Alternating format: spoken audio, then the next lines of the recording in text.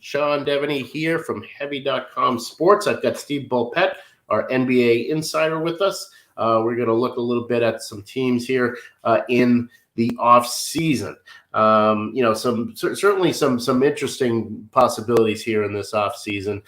Draft coming up next week. Just generally, Steve, do you think we're looking at a busy offseason? Not a lot of great free agents out there, but certainly a lot of trade chatter. What do you think generally about this offseason? We're going to look at some major moves, or is it going to be mostly minor stuff? Well, I think you've got a few teams that really want to make some major moves, but the question is going to be more if they're going to be able to. It's not simply going to be the case of, hey, I want to break up this team. I want to make some major changes. Let's go do them. I think their teams are going to be handicapped quite a bit by the size of contracts. So, if stuff, we saw the JaMychal Green trade made the other day, not exactly, it didn't lead SportsCenter on ESPN, let's put it that way. Again, teams will want to be making some major alterations, but there'll be a lot of those clubs will be handcuffed. Yeah. I think a team like Atlanta would like to do something, but when you talk about trading John Collins, he just gave him a $100 million contract. He's making more than $25 million a year. Not that easy to move, and Indiana's in that sort of situation with Miles Turner and Malcolm Brogdon. Sacramento would like to make some moves, but like you say, easier said than done in some of these cases. Yeah, we've learned that no one's untradeable.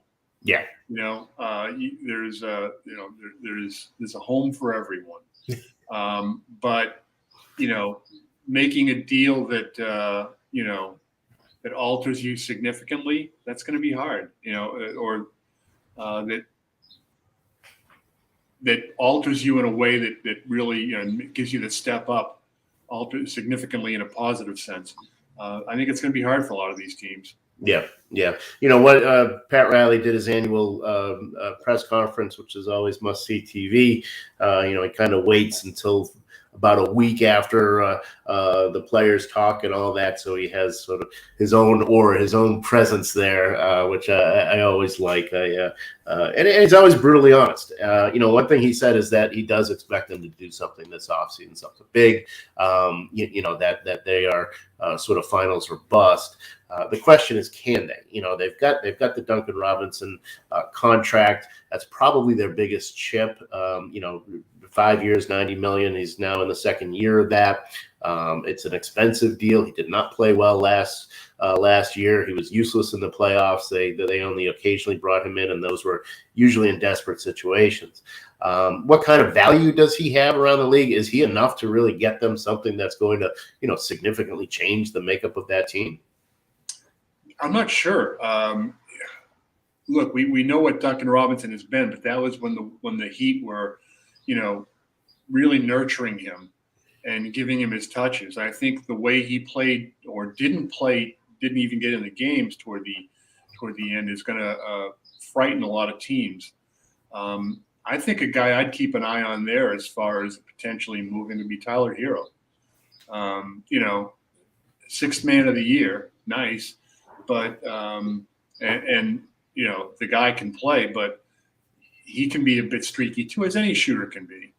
And that's a lot of his name might be enough to loosen up something from another club.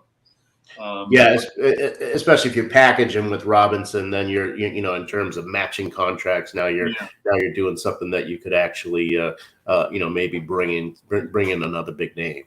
But if you trade for guys like that, you're going to have to give them the ball and say, okay, we're going to live and die with what you do. And, still go back to this conversation I had with Greg Popovich a few years ago now. And we're talking about how crazy the NBA is. It's these wild mood swings. He goes, it's all the three.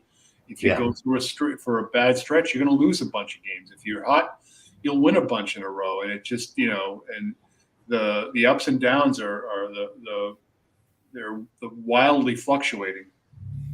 Yeah, yeah, and certainly Miami learned that, I think, the hard way in the playoffs.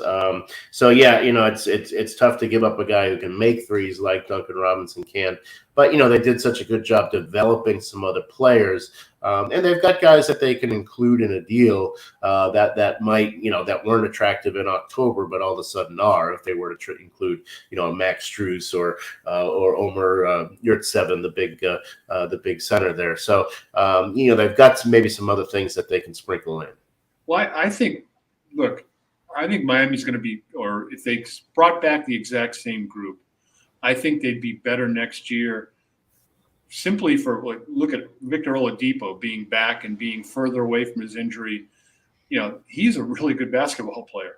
Yeah. And you'd have to hope that Kyle Lowry is going to be able to, he's going to be more healthy. We kind of imagine to start next season. If he's able to stay healthy, that would improve the Heat significantly.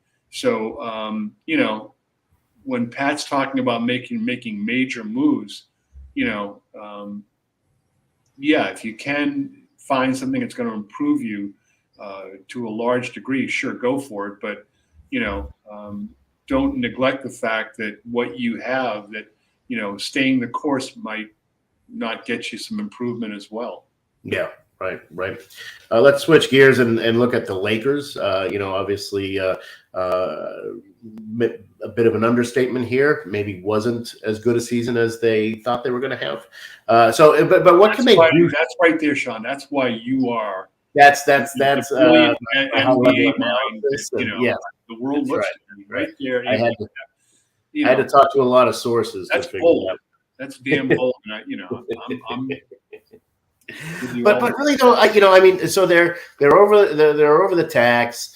You've got Russell Westbrook, assuming he's not going to be traded. You've got very few assets. Maybe you could package Talen Horton-Tucker and Kendrick Nunn, which was a much more attractive package back in November, before we saw Horton-Tucker not really have a great season and Nunn be injured all year. Other than that, you've got the taxpayers mid-level. You've got a bunch of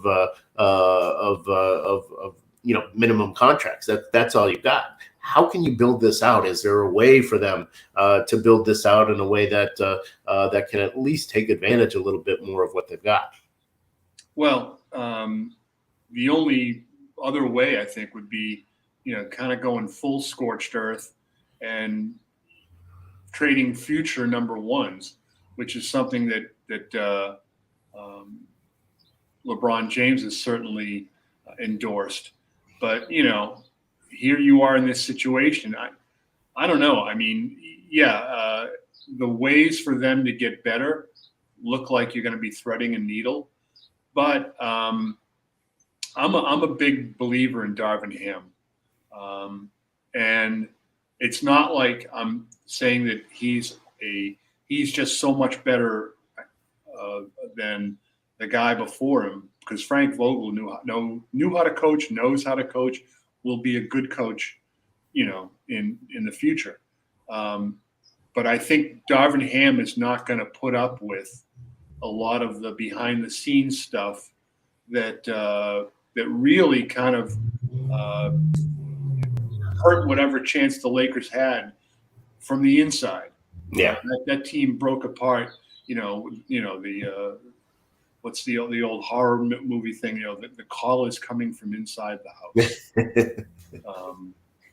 So yeah, Darvin Ham's a different kind of dude, and I don't think he's gonna put up with some of the issues, some of the nonsense that really handicapped that team this year.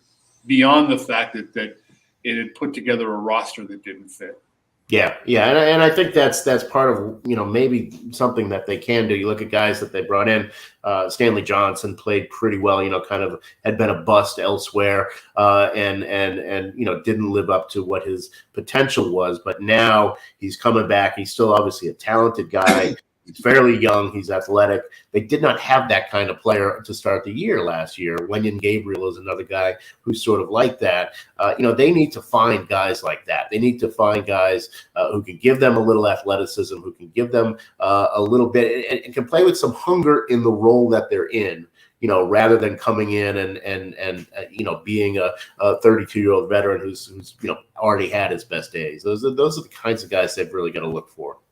Look, when you've got LeBron James and when you've got Anthony Davis, when you have Anthony Davis, you've got a couple of guys that are going to draw the attention of defense. And if you play a simple 2-man game or just use them strategically, there are going to be openings. There are going to be open shots for other people. Okay. And, that's a place where a Duncan Robinson could come in and we're going to be doing the shooting, the pregame shooting thing where we're going 5, 5, 5, 5, and 5 around the 3-point line. And, it could be a drill for guys like that. Yeah. And also, again, creating the kind of movement where, a guy gets to beat a closeout and, you dump it off to an Anthony Davis or a LeBron James and there's your easy deuce.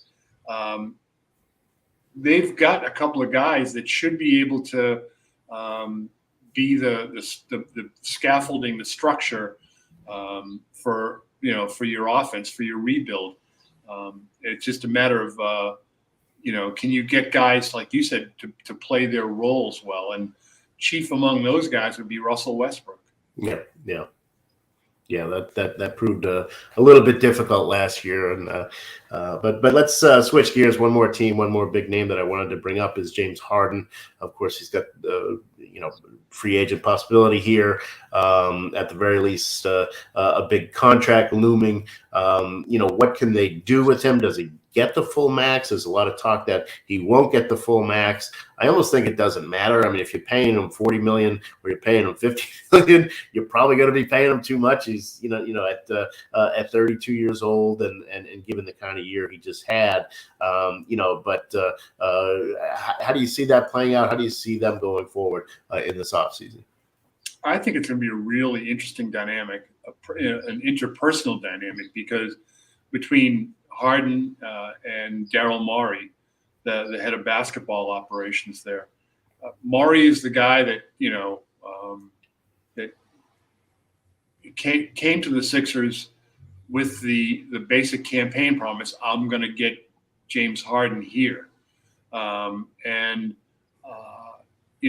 they're together now, and Harden knows that he's got his guy in the front office in Morey. I'm interested to see whether they work out a contract that really is good for both of them, or that gives, if you're James Harden, you've got a ton of money already. You've got a bunch of accolades. What you don't have is the championship ring and the legacy, and just, you've got shadows hanging over you in terms of, are you just an individual, or are you a guy that can be part of and lead a team? So if, and it would behoove both of them to perhaps work out something that, I'm not saying it's got to be a Tom Brady friendly, with the Patriots deal. But if you want to win, you're going to need to leave something on the table if you're James Harden. Yeah. That's. I'd be interested to see his willingness. Right. To do that. Right. And players tend to talk bigger about that than actually doing it when it comes time to negotiate and sign the contract. But yeah, that would certainly go a long way. And there's the Joel Embiid piece. He talks. He still likes to quote the trust the process. We're a long way from the process at this point, and I wonder, as he sits back and watches, how he views what will happen here in the Sixers offseason. Yeah, all the talk is about Harden, but it's incumbent upon a guy like Joel Embiid too that he's going to get his numbers. I think that's kind of part of Joel's DNA. But he's got to think about stuff like, okay, I can get my numbers, but are they going to be at the expense of the team in some regards? He needs to find ways that he can make James Harden better. It's not just Harden saying, okay, how can I, distribute the ball and things like that. I think they all have got, it shouldn't have been as hard as it was. But that team did get put together, quote unquote, during the season. And it's a little bit more difficult to get on the same page. Right. And at times things looked great with them, right? And at times it's like, have you guys met? I think they all need to figure out not just the James Harden and Daryl Morey and what moves they can make. I think they all need to figure out how they can be better together. But it'll be interesting to see how Daryl Morey and James Harden can get together on a deal that maybe works best for the team going forward, and not just for James Harden's wallet. Yeah. Well, NBA draft is next week. We'll sure to see some action between now and then. The NBA offseason officially starts in 15 days, so that's right around the corner here too. So a lot happening around the league. Thank you, Steve, and thank you, everybody, for checking this out.